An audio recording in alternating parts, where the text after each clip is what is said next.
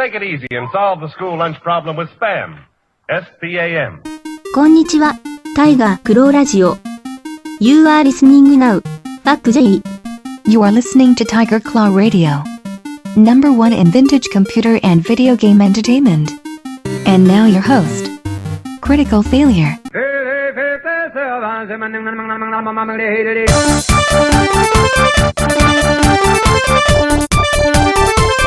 Good morning, everybody. This is Critical Failure. You're listening to Tiger Claw Radio, episode 205. Got a lot of stuff to go over this week.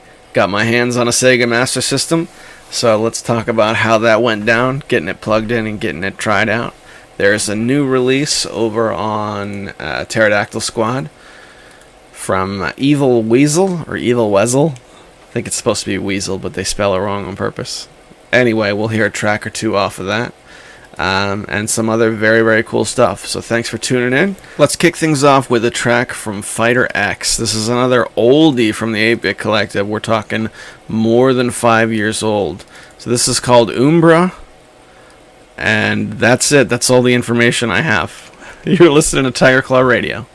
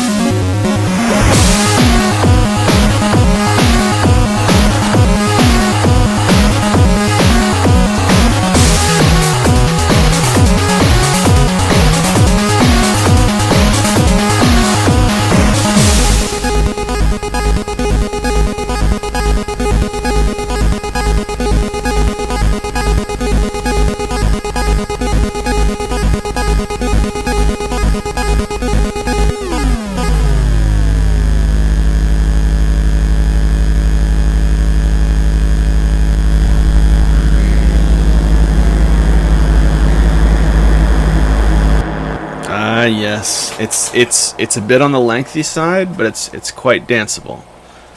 Tiger Claw Radio, everybody, let's do this. Let's head over to the Vancast and see what's going on. This is the time where we Tarantino it, and we turn back the clock a few days. So join me. Oh, listen to that blower. It is the Tuesday morning Merce. What's going on, guys? It's the Vancast. You're listening to Tiger Claw Radio. Oh my gosh, I got something in my eye. Hang on. Alright, I'm pulling out of my house, getting ready to drive to work. Just give me a second here so I can do it safely. Bop. Are you immersed yet, son? Alright, one side, sir. One side. Alright, can we get some windshield wipers? Alright. We are in business. Okay. Maybe I can drop this down so it's not quite so loud. Or do we have to have it that loud? Maybe I have to have it that loud. Yeah, I don't have a choice. There we go. Alright. Long weekend just ended. Yesterday was Columbus Day. Not a lot of gaming over the weekend, but there was some key events that happened. I got to sit down with the Sega Master System with my boy. We played a few games. He really got the lay of the land. And it's kind of funny. He wasn't impressed. We tried a few games. We tried every game we had. And I asked him, so what do you think of all this? And he was like, He's like, not interested at all, Dad. So that's it. The Sega Master System was a no-sell for the kid. As for me, I got into Bonanza Brothers for the Sega Master System. That's what I was playing. I'm aware this is a Genesis game. And I think I might even have the Genesis game like in my Mega Drive collection on Steam. But I knew what it was. I knew it starred these little stubby guys, but I had never really gave it an honest shot. So playing it on the Sega Master System, it kind of grabbed me, and that was my game of choice. It's pretty fun, pretty good stuff. Kind of disappointed that I couldn't get my boy into the system at all. We sat and looked at Ghostbusters for a while. Now, I knew Ghostbusters on the Sega Master System was kind of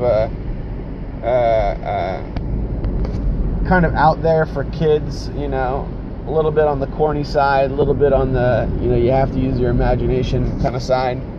But I dug it. I thought it was really charming. But I had to explain what the Ghostbusters were to my son. And he was like, nah, he wasn't buying it. I tried to get my Genesis hooked up so that I could play the Repro carts that Sendu sent my way, and I had trouble getting it hooked up because the TV I was using, the remote is gone, and there's no way to hit the input button and make it go to like channel 3. It's weird. It skips that, so I'd have to go into the options somehow and re-enable channel 3. So I hook up the RF switch into like the coax in, or where you put the antenna, and I turn the system on, and there's no way to get the TV to go to that particular input. So, I don't know. It's not really the best TV to play a Sega on anyway. You should play a Sega Genesis on like a tube TV. But I find it weird that the Master System has, I mean, you can use composite cables on a Master System, but not on a Genesis. I think that's weird. I don't know. I've got a Model 2 Genesis. Was that a thing on the Model 1? Could you use composite cables? I don't know. Maybe you could, maybe you couldn't. Who knows? I know that's like people who get into modding, that's like the choice mod is the composite out, RGB out, whatever it is. That'd be pretty cool if I could get that going on my Genesis, but I don't see that happening. So that was a big thing for me, just really checking out the Master System for the first time, live and in person. It cleaned up very well. I tried to shoot a video of it cleaning up, but it was just too busy in my house, and the footage got ruined. And it cleaned up very well, very easily. I got some Clorox wipes, and I wiped it down, and apparently it had some sort of really fierce kind of sticker on the top, because it's got some residue that is just not coming off. I mean, it's pretty brutal. Hang on a second. Drive time.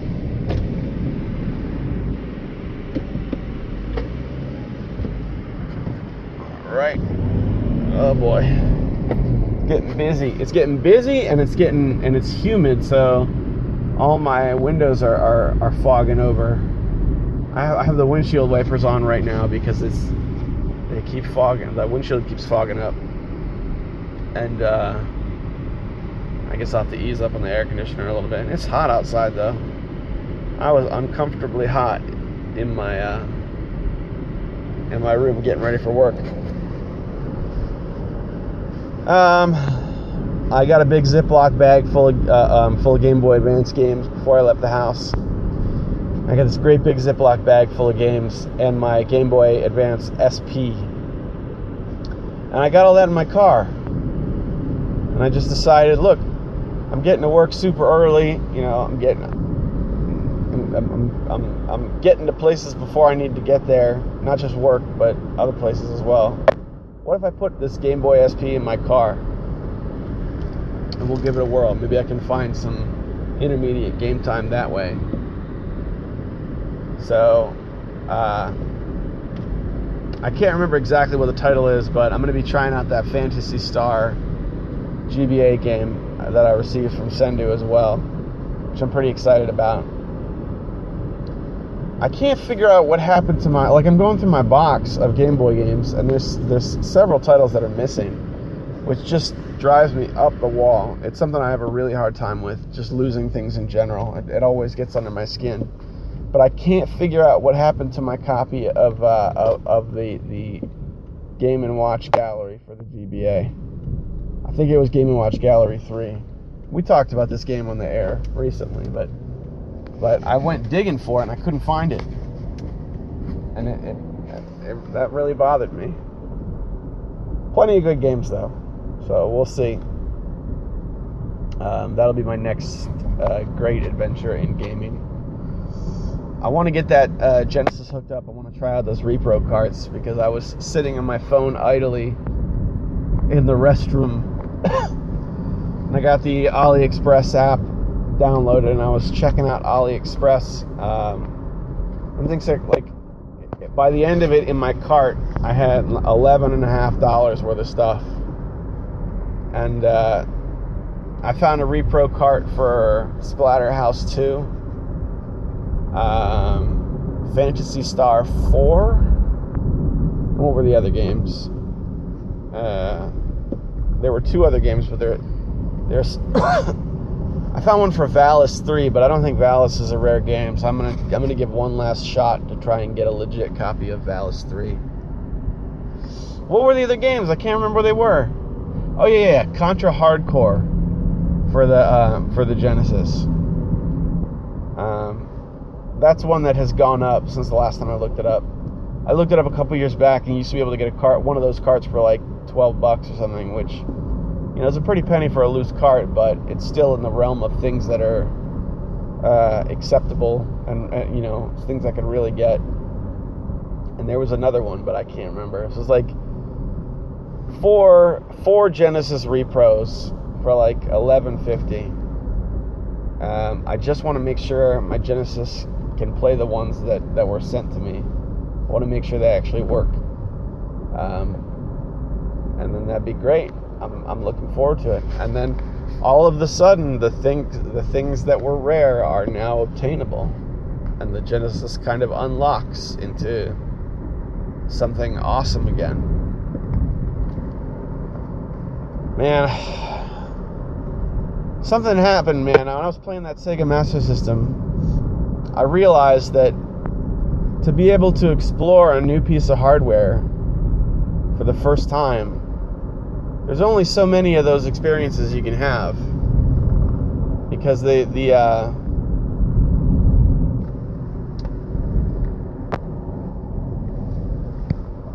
think most of those old systems I've played, and I'm only missing a couple. I'm only really missing a couple major systems to have a collection of every classic console that matters. There's a lot of holes in my Sega collection, right? Because I don't have either of the add-ons, and I don't have the Saturn. I mean, by the add-ons, I'm talking about the Sega CD and the 32X. I don't have either of those. I don't have a Saturn. I looked up a Game Gear and a Neo Geo Pocket Color. Those are two portables I'm missing. But yeah, it was weird playing with the Master System because I've known about that system for many years, and I just never, I don't know. It was like a great mystery finally being laid to rest. It was pretty neat. Only so many of those experiences before you've played them all, and suddenly you're looking at a museum of old video games. So that was my weekend. It was my long weekend. I wish I had more time to play. I did have some time though. The weekly Guncraft group on Steam is taking off. I found like 2 or 3 other people who were interested in it but had troubles with scheduling, so I just made them all mods so they could schedule their own events. So now that Steam group is growing again, and they're actually having games, which is pretty sweet. Guncraft is a fun little game. I miss playing it, and it's difficult to get a multiplayer game going on any game that has dead servers or a dead player base. So that was kind of fun, I would say. To see your Steam group flourish is always fun. Well, that is about it for the long weekend. Not a lot of gaming to discuss. Sega Master System. I got a GBA here in the car. Hopefully I'm going to play a little bit on and off over the next week. That's really it. That's really the whole story. Let's shoot it back to the nice, comfortable Panzer Studios. Back again here in the comfortable Panzer Studios. Let's just take a minute to recognize the gentlemen who are keeping this show alive. That's right, Tiger Claw Radio is a Patreon-funded program, and there's a few individuals who are contributing just a little bit to help keep things running every single week. So I'd like to take a minute to recognize them. They are Hemrock, James, Sendu, Tecmo Balls, Darabka, Six Health of Fury, and the Cartridge Brothers. These gentlemen, as a small token of my appreciation, they get the podcast just a little bit early. Usually Friday evening when I wrap it up, I like to put it up for these guys, and then Monday morning for the masses. So thanks to these guys for contributing. It is, I truly hope you guys are getting your money's worth, because I'm doing my best. So now let's check out this release from Evil Weasel called Forever Ago, which I believe is the name of the EP. It's a little bit poppy. I always get I tend to be really critical whenever there's vocal work in my chiptunes, but I think this guy did okay. So this is the latest release over at Pterodactyl Squad. So if you head over to, let's see what exactly the URL is. Give me a second here. Yeah, it's just ptesquad.com, and you can pick this up. This is the latest release, and this track is called Pandora's Icebox here on Tiger Claw Radio.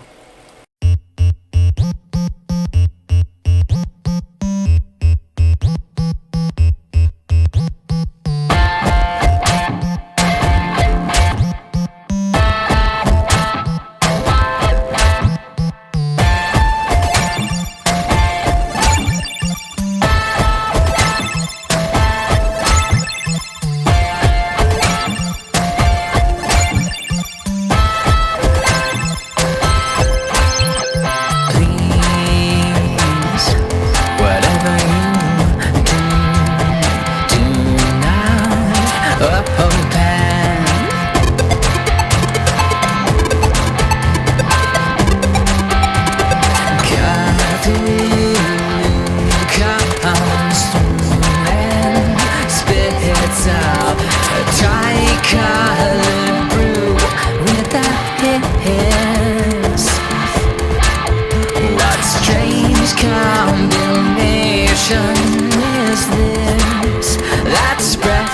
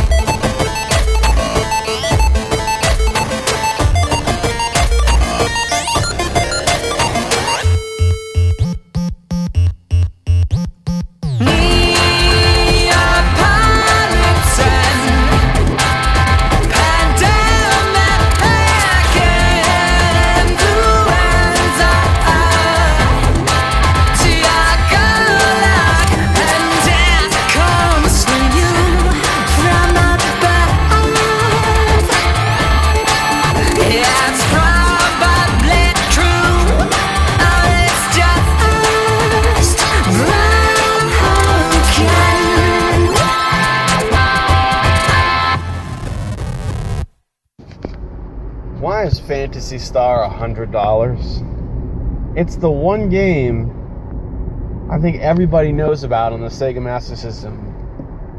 That's like a must-have, right? It's Phantasy Star. It's $100 to get that game. I was not able to find. This is something I looked for on AliExpress. I was not able to find a reproduction card of it either. No reproductions for the Sega Master System. I mean, there's options, right? There's like a weird hybrid adapter where you can play your Sega Master System games, both the cards and the carts, on the Genesis. That's like $60. Or you could get a Genesis EverDrive, and I think that will play Master System games. And I mean, if you're going to pay $90 for a game, then might as well just spend the extra $10 and get an EverDrive, right?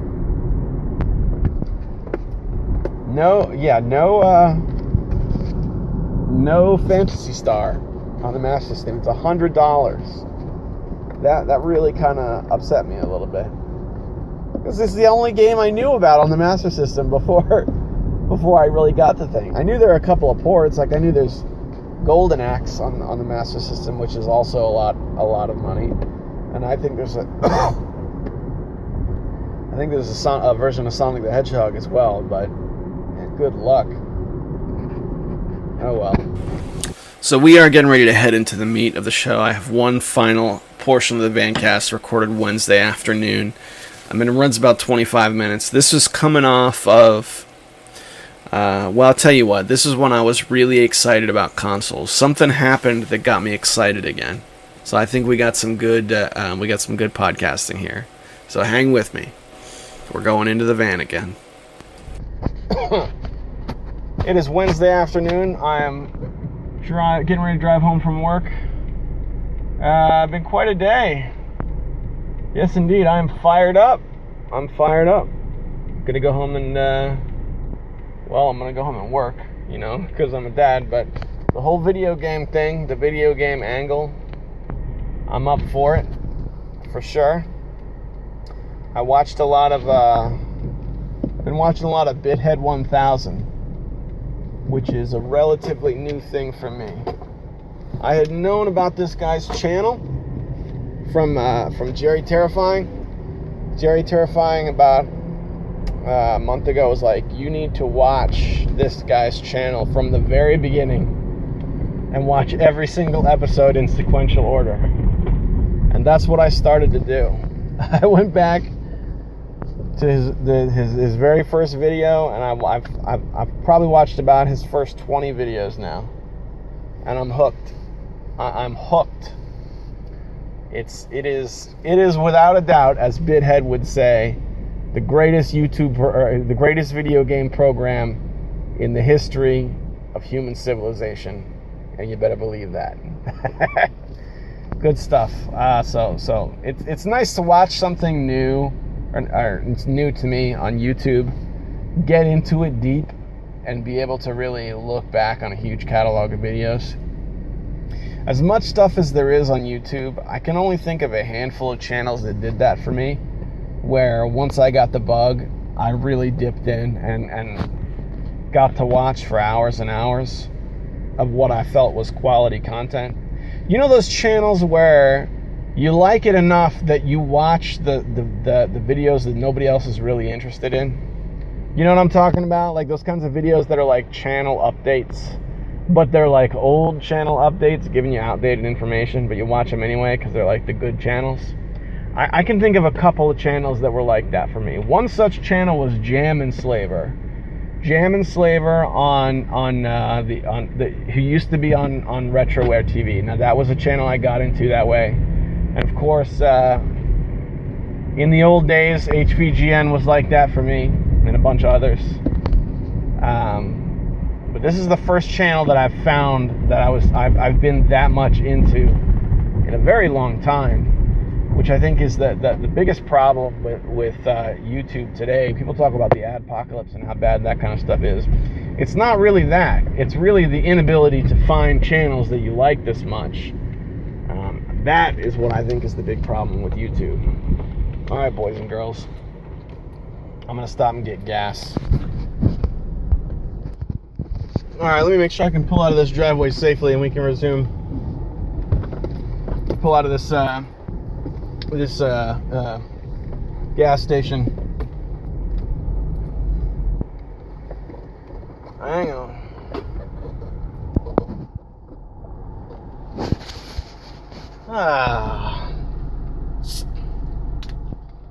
Oh, hang on. Oh boy. All right, okay. I was trying to open my delicious cherry Coke, and right at that moment is when the light turned green. Not complaining, but kind of got stuck holding the bag. All right, let's try again with this cherry Coke. Hang on one second. All right, I think we're in business again. So I was talking about watching Bithead 1000, and it appears to have had the effect that it's had in my video game interest. That, coupled with the kindness that Sendu has extended me recently, selling me that Master System, as well as those Genesis Repros on the cheap. Hang on. It's got me... I'm not going to say it's got me back into consoles, because it was Sendu that did that. It was the Master System that kind of brought me back to consoles. But I will say that watching Bithead has got me into construction. I want to buy like a table saw, and I want to be able to go... just go get, $15 and 2x4s and build my own shelving. That's what I want to do. That's what I see Bithead doing that interests me. So that's that. Now on my list here, I drew up a little list while I was at the office of a couple things I wanted to touch on while I was driving home. The number one point I wanted to make was my disappointment with 8-Bit Peoples. So here's what happened. I went out looking for new music for the podcast.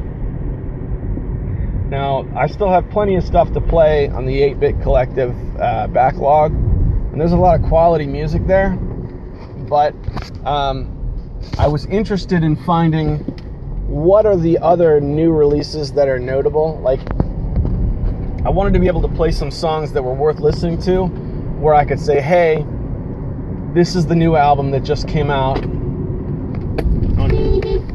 on 8-Bit Peoples or wherever, and here's the link and you can go get it, right? I can't think of the name of it, but when that SETI albums, or whatever, Mossy Album 3, whatever it was called, when that came out, and I got that off of Pterodactyl Squad, it had some great tracks on it, and I liked the fact that it was like, I was able to point people to that release. That was something that was happening, like it was a current event, like in the chiptune scene. So I was trying to get dialed into current events, or at least the latest releases. And what I found out was 8-Bit Peoples, which, by the way, 8-Bit Peoples, if you're not familiar, that is a net label, a record label for chiptunes, where the entire catalog is available for free, for download, and they've got some amazing stuff. All right. This was the place when I started with chiptunes. This was the way I got into chiptunes. It was one day I got an email from Hemrock. He was talking about Anna Managuchi. He was like, go get this Anna Managuchi album. And it was an album called Power Supply. And the link that he sent me was to 8-Bit Peoples.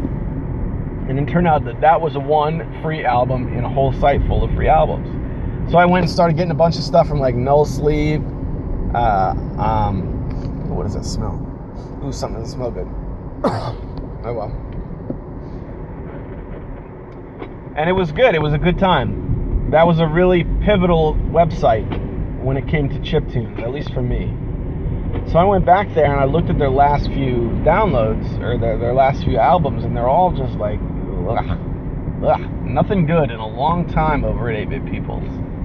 Very disappointing.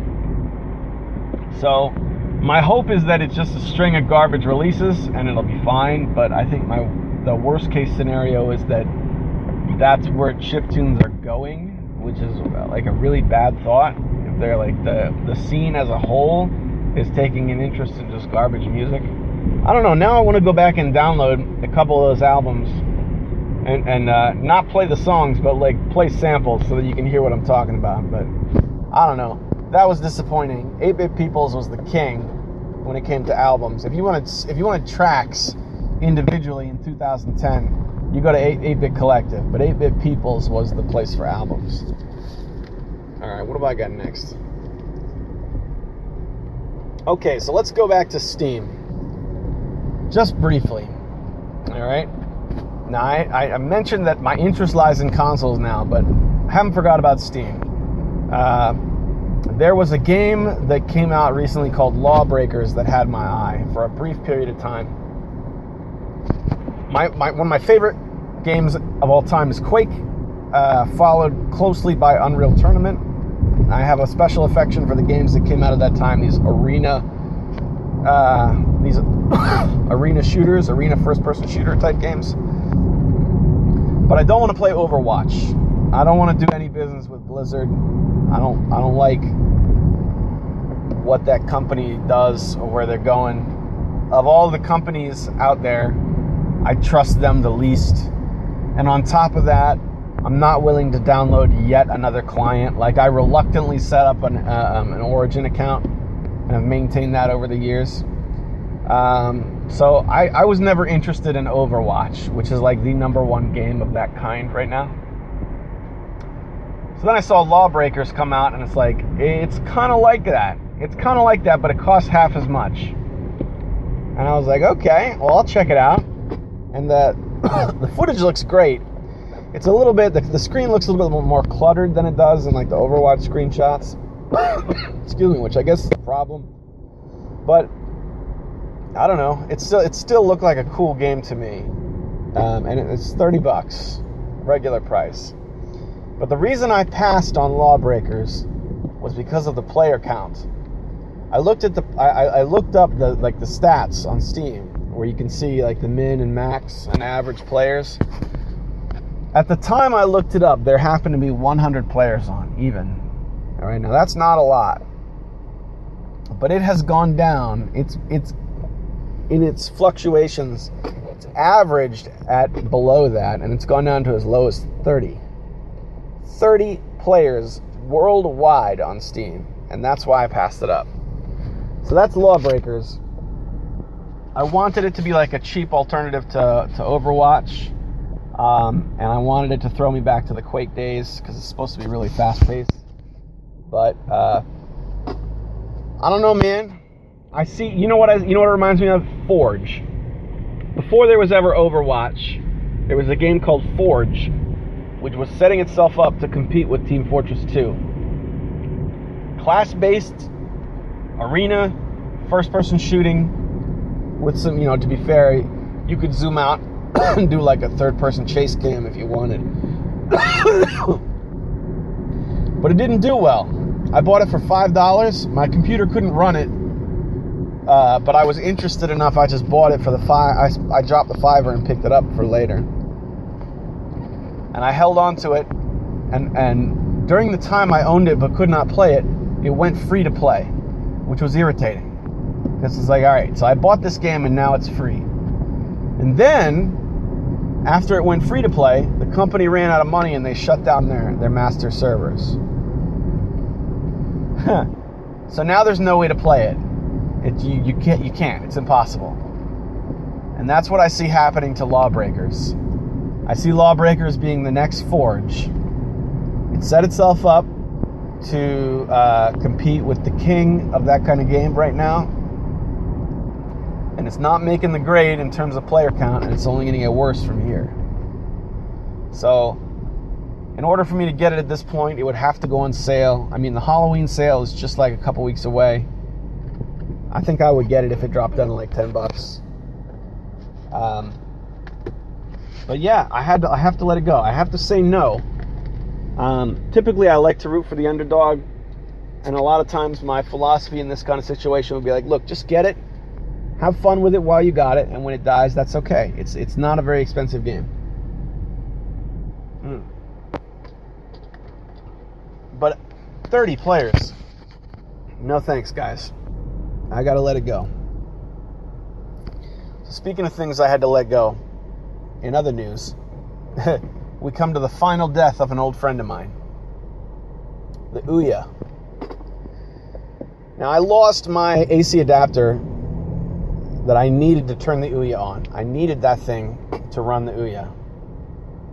So my Ouya sat dormant for a long time, more than a year.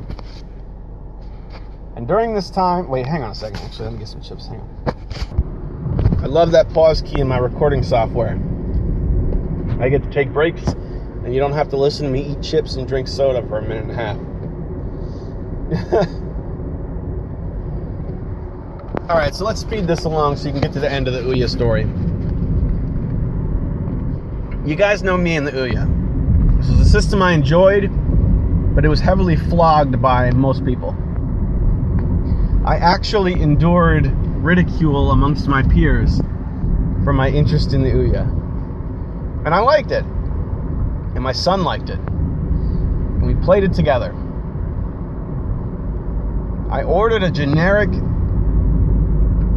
AC adapter to replace the one that comes along with it. That was not that hard to do. I just looked up the power source. There was like a serial number. And then I looked up that serial number on Amazon. It showed me like a generic power source that was like it. I ordered one of those.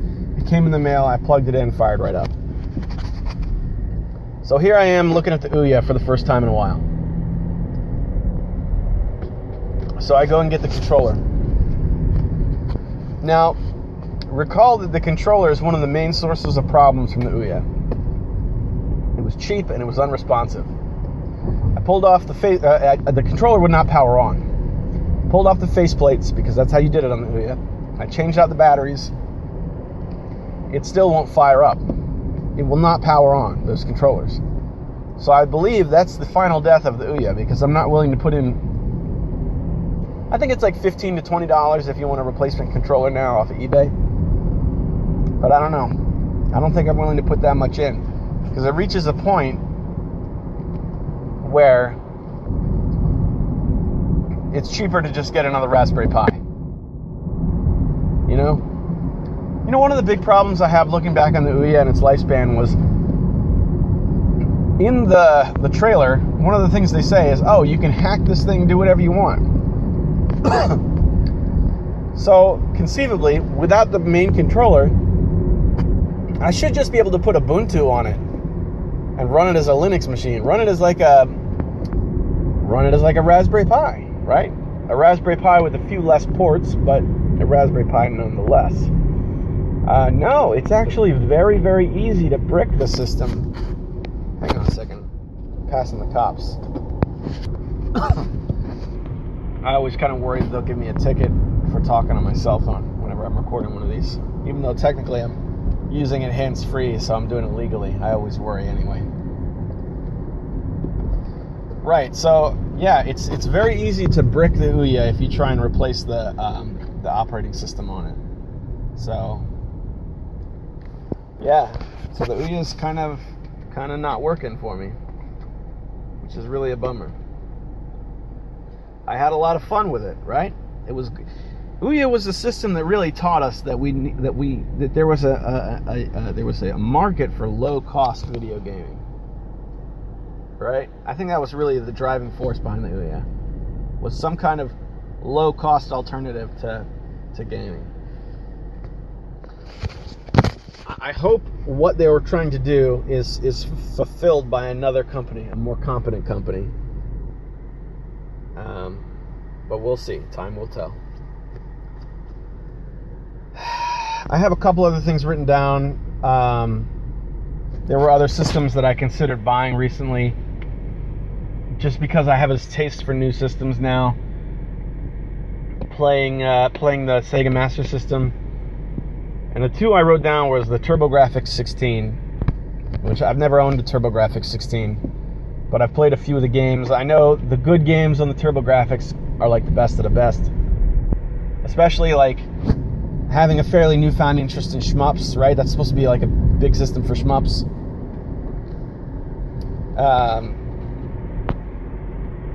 And another one I have written down, which seems like an oddity to me now, the Coleco Gemini is something I've always wanted to own. Coleco Gemini is essentially just a 2600. It's a 2600 clone that Coleco sold. A standalone clone. Something possessed me years ago to want one of those things. And I think now they're like $60 to $75 for a Gemini. I mean, if you order one online. If you find one out in the wild, then who knows, but good luck finding one out in the wild. So I looked up Gemini, I looked up TurboGrafx 16. I think TurboGrafx, I would say go into it with a C note and you get yourself a good TurboGrafx. Those were a couple of things. I think ultimately what you're seeing here is this is me giving up on the idea of the Atari box. It's like, let's say the Atari box, they say is going to be $250 to $300. So let's say I had that. If they give you by the way, if they give you a range, if they say, hey, look, this is going to be $250 to $300, you can bet it's going to be $300. There's no way it's going to be on the low end of that range. So if I had $300 available on a system, what would I buy? I would probably buy, right now, if I had that money dropped in my lap, I'd buy a Coleco Gemini and a TurboGrafx 16. Those two systems together. But that's kind of like a knee-jerk reaction. I wrote both of these down after like maybe an hour of thinking. So I'd have to mull over the rest of my consoles. What I don't have, what I do have. Famicom was a big thing. Chasing down a Famicom. Now that I have a functioning Famiclone that actually plays the games, that need has kind of been curbed for a while. I'm actually able to play them, so I don't feel the need to get a showpiece until I have like a decent layer to play my console games in, because I'm still kind of stuck in a super small space for gaming, which is okay. Space is space. You do what you can with what you can. Sometimes you just got to make do, and I'm okay with that. That's the mentality of a parent. You have to share everything you have, and in this case, that's my space. I have to share my space, so that's okay. I'm all right with that. So now I'm headed home. My goal tonight is to I want to hook my Genesis up to the main TV, like the big TV in the family room. That's what I want to do. I'm not sure if I'm going to be able to make that happen tonight or not. We'll see. I'm going to have the kids with me. I'm going to be primary caregiver tonight. Just me and the kids hanging out, having some dad time. We'll see. Last time we did one of these, kids got to play outside, and then we all got together and played some. We played some Bubble Bobble, and that was a really awesome experience. That was really like a memory being made for me. So I don't know. Maybe we'll just play Bubble Bobble again. We'll see. I don't know. But that's it. I definitely want to look, if there's one thing that I've been inspired to do from watching YouTube lately, it's to get all my consoles out of the closet and get them hooked up again. That's a big one. I think just to get everything hooked up and say, this is my collection, this is my game room, some kind of game room, I think that would be an amazing victory for me.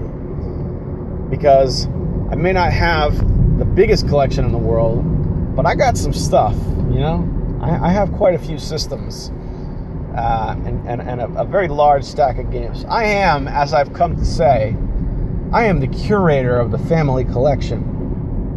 These are not my video games. This is the family collection. And that's how I've come to understand my relationship with my games.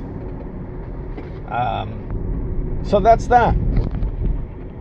I will, I think that's everything on my list. Oh, hang on, driving time. There we go. Yep, we're good. Yeah, I think that's everything on my list. I want to look into power tools. I need a good saw. I have a drill I can use.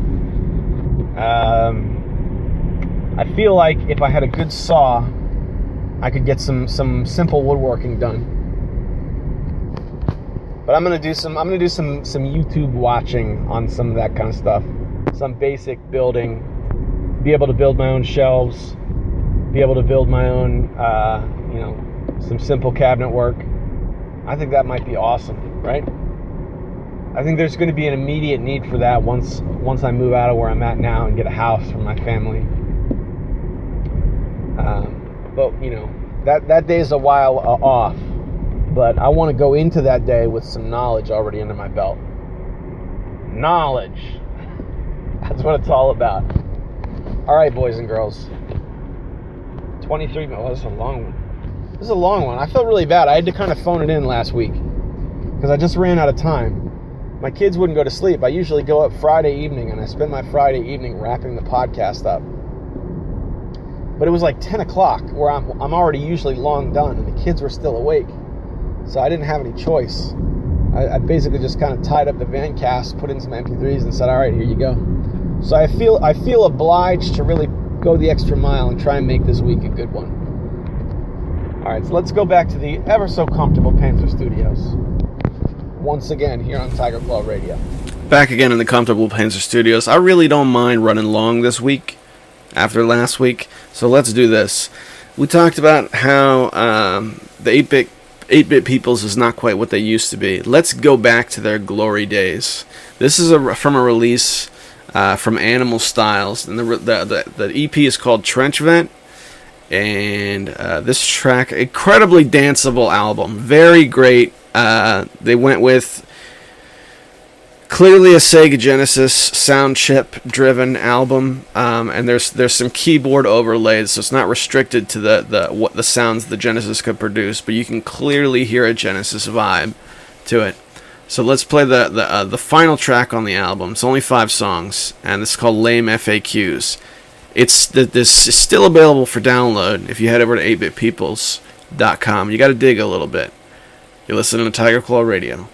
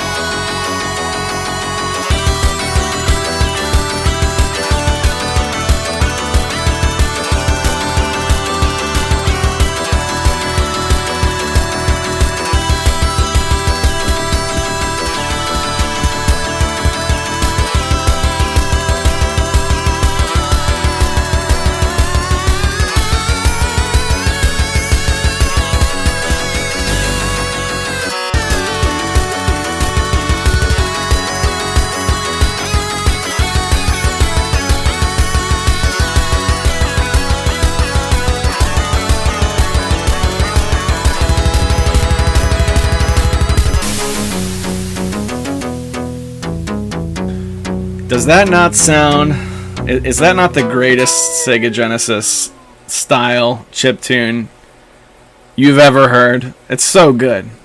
Oh man, it's so good. Alright, what's going on, guys? You're listening to Tiger Claw Radio. It's time for the fail bag. We're going to read some questions and comments from my dear friends and you, the listeners. Whatever it is that you've got, wherever you're getting that podcast, just leave a comment and let me know what's going on. I also maintain a traditional email address. You can write out to tigerclawradio@yahoo.com if you prefer old school email. I'm checking that now. I check it every week. There's nothing here now. That's okay. Most people prefer to use the YouTube comments. And I also get them occasionally on thenextround.net. That's really where they come in. There's less on YouTube. We're going to start with those first. First one is from Light Studios, a.k.a. good old Sendu, and he writes... I'm looking at the right one, right? Yeah. He writes, hope you enjoyed the Master System. Also, what happened to your main PC? Yeah, I got this question a couple times. I answered you in the comments, but just so that everybody's aware, nothing's wrong with my main PC. It's fine. I couldn't get to it last week, so I had to work with what I had. As for the Master System, as soon as I'm done with this podcast, I'm going to turn on a cassette tape, and I'm going to play some Rampage. I've got... This setup is beautiful. Actually, what I think I might do instead is make a video, because my office just got finished being updated. I pulled a bed out, and I replaced it with a couch. So I moved some furniture. It's a bit more like a chill room now, which is pretty cool. I don't like to say man cave, because it just always made me feel kind of weird. You want to go to the man cave? Hey man, you want to go to my man cave? Man on man? But yeah, so I might make a little video showing off the place and then sit down and play some Master System. I don't know, we'll see. We'll see how it goes. But yeah, everything's fine. Dumaze writes, original hardware plus EverDrives are the way to go. I think it's the way to go. Let me tell you, Dumaze, glad you said that. EverDrives are a great idea, but here's what's got me excited. Sendu has really opened the floodgates. I tell you. Reproduction carts, Dumaze, are what's in for me right now. They are in, brother. In. Okay? There's no reason to go check. Look, I'm a programmer. It's the same ones and zeros. It's the same ones. Okay? Stadium Events was $50,000. You can get a reproduction cart for like $15. It's the same ROM. It's the what, the plastic didn't come out of the same, manufacturing plant? Is the sticker on it not exactly the same? It's just plastic and ones and zeros. That's all it is. I think that's what's going to return. Because look, the past few years, it's been incredibly expensive to be a Nintendo collector. Or a collector of retro video games, I should say. Not just Nintendo, but... prices have gone up and up and up, and it's been kind of heartbreaking, to be honest. There was a game that I really wanted for the Super Nintendo called SOS. You guys are probably familiar with this. It's a lot like Clock Tower. It's for the Super Nintendo. It's made by the same people. It's a little weird game that my friend showed me a long time ago. I wanted the real cart, and it was about $20 because it wasn't rare, but it was considered like an uncommon cart. And people weren't talking about it back then. But now, a couple years later, it's $100 easy for that game. Easy. And I'm reaching a point where it's like, you guys keep them. I'll just have Chinese manufacturers make me a new one. That's fine. I was looking around on eBay with my son, and we found the original series Pokemon games made to order for $4.99. Exact replicas, except the part on top where it says Game Boy just said game. Big whoop. Oh, man. It says game. That's so different. That's worth the extra $40, $50, whatever it is. Now, I don't want to demean the original games too much, because the original games that I do have, they mean something to me. You know what I mean? For example, I've got a copy of Castlevania Dracula X for the Super Nintendo. I am not going to sell that for $50 and then spend $5 on a reproduction card and pocket the extra money. I think the reproduction cards for Super Nintendo are like, I don't know, $20 or something. So I'll put $30 in my pocket. I don't want to do that. And because I don't want to do that, that proves that cart is valued to me more than the difference. See? So there is value in the original carts. I'm enjoying reproduction carts. I am. I have even more of them coming in the mail. I was looking at AliExpress at work today. I want to get Zelda Outlands for the NES. I've been looking around for Rockman Exile. I cannot find it. So that one I might have to get at a convention for, the exorbitant price. I think they charge $30 for it at MagFest, which is a lot. It's a lot, dude. Oh man, I'm so stoked. Another one I've wanted for many, many years is Sweet Home, a playable Nintendo version of Sweet Home. They sell that for $13. Yeah, boy. Yeah, boy. I'm excited. Oh. All right, what else we got? In the first segment, there are a few mild thumping sounds. This only confirms and expands the DJ Thumper lore. I also share Mr. Light Studio's concern for your main PC. I would be butthurt for you if the Panzer took battle damage. Worry not, my dear friends. The Panzer is in excellent shape. As a matter of fact, the Panzer has several expansion slots open in the motherboard, and I'm considering putting in an older video capture card. One that can handle just the old school RGB cables. Because I have a TV next to my computer, I could put a splitter, capture the footage, work a little magic that way. I'm not sure how much I would do with it. I mean, I don't really know, but those old school capture cards, the ones that are like the PCI Express slots, the older ones, they're not a lot of money. You could get one of those for like $20-$30. All right. Those are the YouTube comments. Now, if we head over to the nextround.net, that's where the comments from Alex Swingle are, along with Gaming Beast. And these are the Great American Novel. Let's start with Gaming Beast. This is a little shorter. He writes, I enjoyed running Battle on the Master System. I'm not saying it's the greatest game ever, but I enjoyed it more than I thought. Sendu is a bro for you supplying you with the Master System. I miss him. Question of the Beast. Did you ever get wasted and play video games back in the day? If yes, what was your drink/game of choice? Do you do better at games while you're crap-faced? I thought I did at times, or maybe I cared less. Hope you're doing well, broski. Alright, well, let's talk about Sendu first. Sendu's still around. He's still around. So if you miss him, you should go slide him an email. He is for all of the things that make up our friend Sendu, he is the least presumptuous person probably in the group. You can write him an email with no agenda and be like, what's up, bro? I haven't talked to him in a long time. And that's it. He's around. You know what I'm saying? What we could do, I think that might be fun, since we haven't done anything in a while. What do you think, especially since we're talking about WADs, what do you think about like an old school Doom night? You, me, Sendu, and Kaiser, and Swingle. Swingle did a couple of them towards the end. He's been in there with us, right?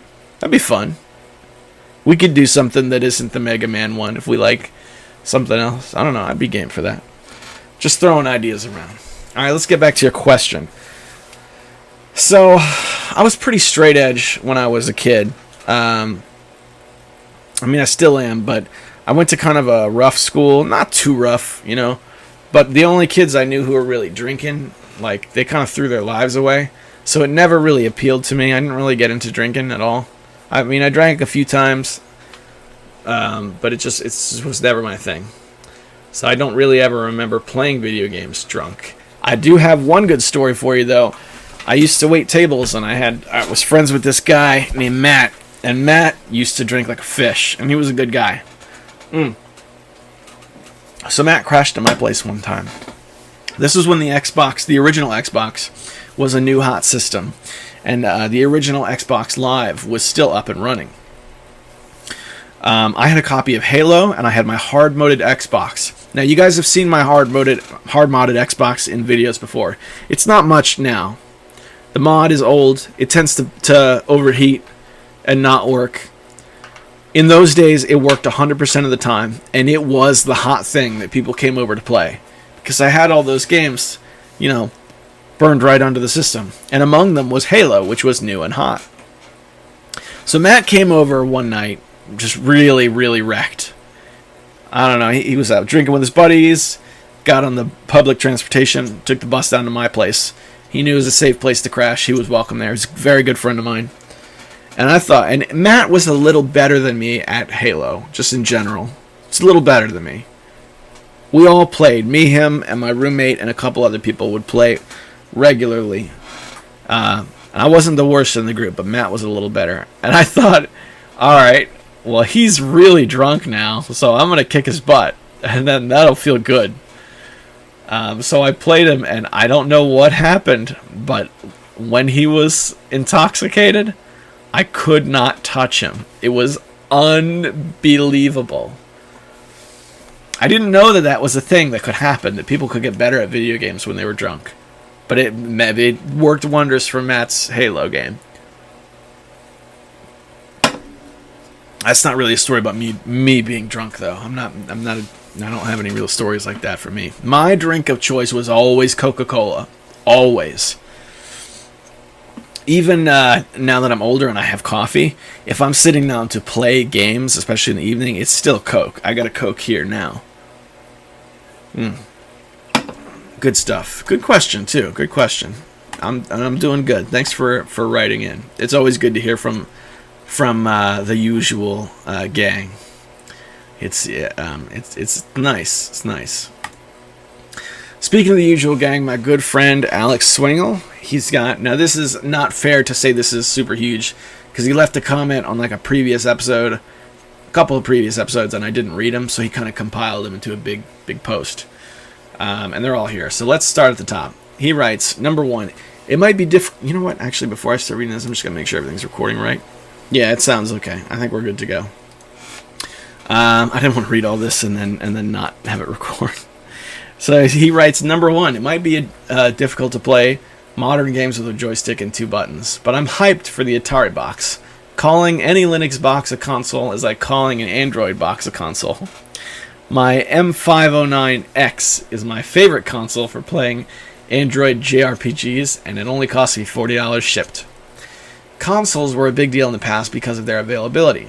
They were expensive to make and cutting edge every release.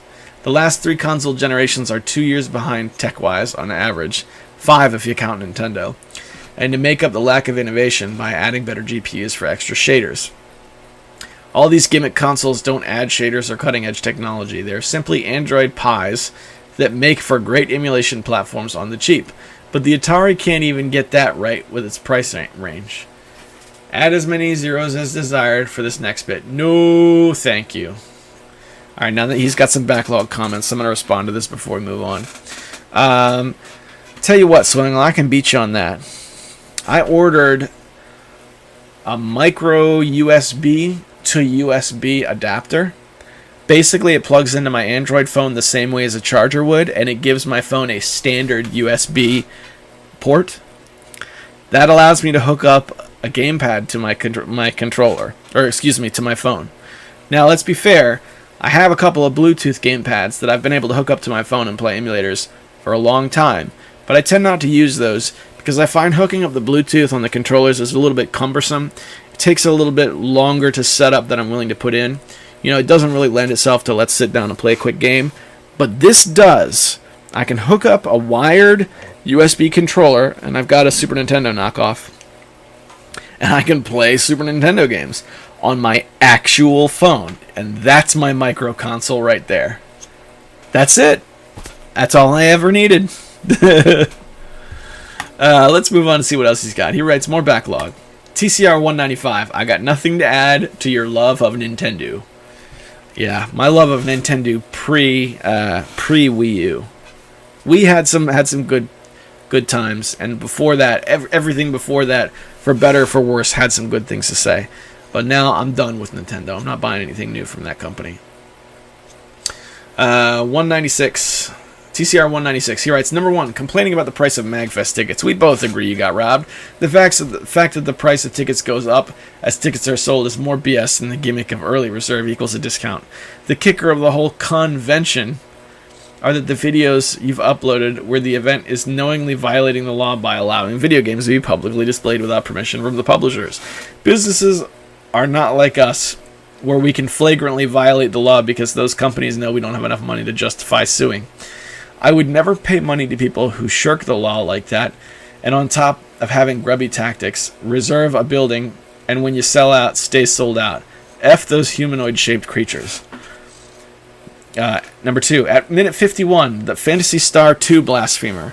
The most important fact that people should know when buying the game is that it came with a strategy guide in the box. It included pictures of all maps, details of each item in a locked box, where some teleporters sent you the works. Any complaints about it being hard to get into is negated if you bought the game as intended, which, to be fair, the guide isn't included when you buy the lazy ROM upload. I got to the blue key before tapping out. It is the second key out of the 4 needed to beat the game, which is about 5 or 6 dungeons away from winning. If you know the ending, you know what I mean. The later dungeons, I can agree about the maze-style mistake to go that route. It was moments like that where having the guide was a big deal, and it was a form of soft DRM. You know these games where the brand new edition included a guide to verify the legit purpose, and most used copies didn't have it, so all those pitfalls where you solved with the guide became a hassle, not unbeatable, but a real pain in the butt. I could think of games like the first Zelda to be that way, where if you aren't the one with the glow, it can be difficult to figure out what to do, let alone know where to go without the manual. As an aside, I've never completed a single dungeon in any Zelda game until Ocarina of Time. Whew!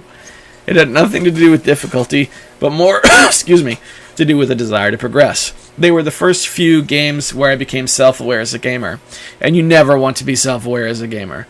The never-ending question of what am I doing with my life as I played the game.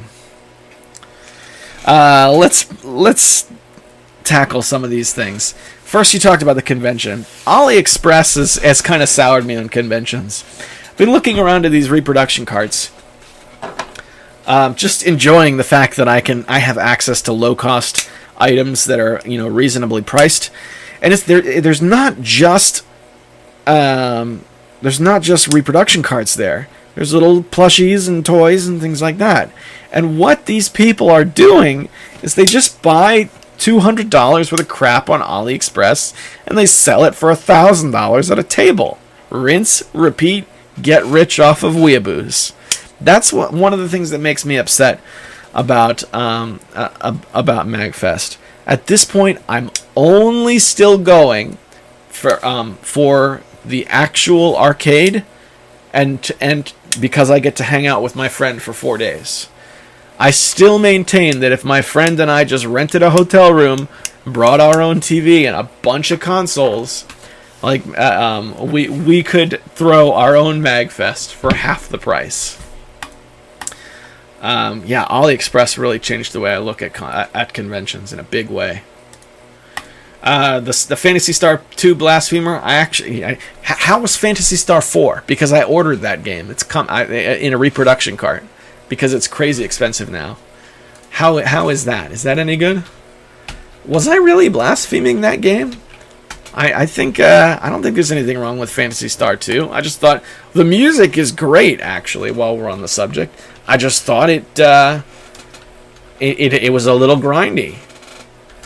But goodness, that's not the worst thing in the world, right? I mean, come on now. I liked the Wizardry games, and those were really grinding the game. That's the point of the Wizardry games, is to grind. By design, that's where they thought the fun was.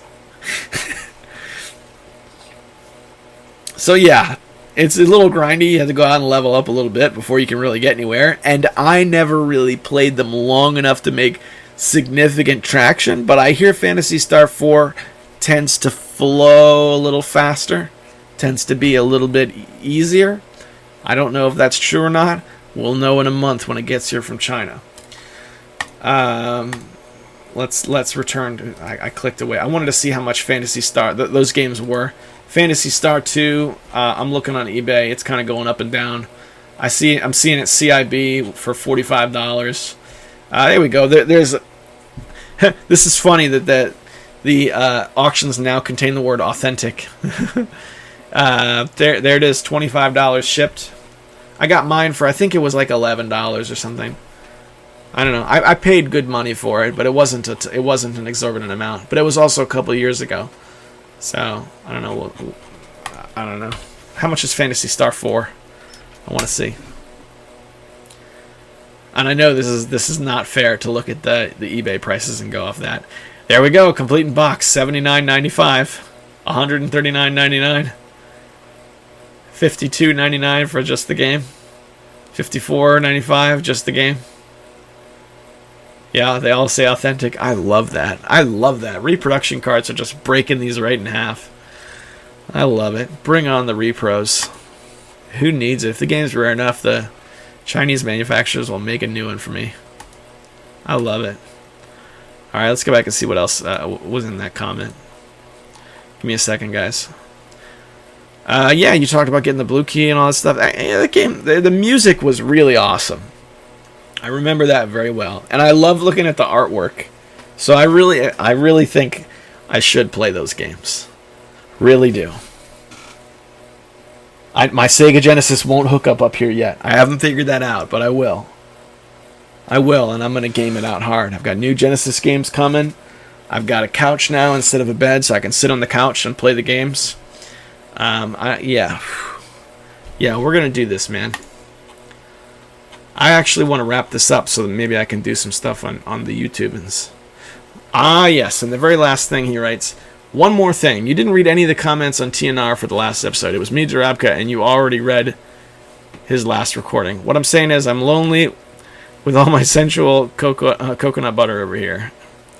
I'm sorry, dude. Yeah, they had the TNR recording, and I couldn't do it. I couldn't carve out the time to go in. I haven't been on the TNR recordings in a long time. Those of you who are listening to this on the YouTube channel. The next round.net, we record like an all-star podcast of several of the major contributors, myself included, and I haven't been on the last few of them.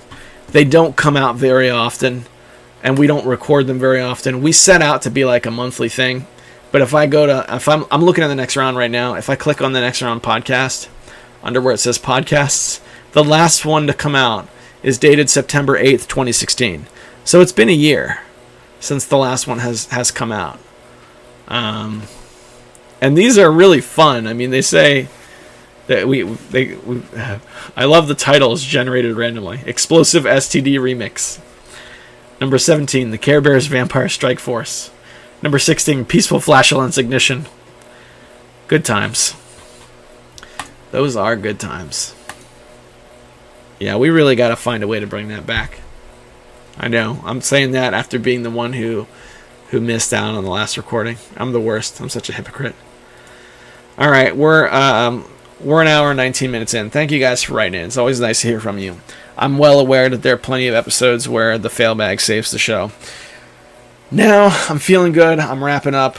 Look, wherever you are in your life, whatever has brought you here 1 hour, 19 minutes, and 50 seconds in on Tiger Claw Radio, episode 205, I hope it's going well, and I want you to hang in there and keep doing what you do.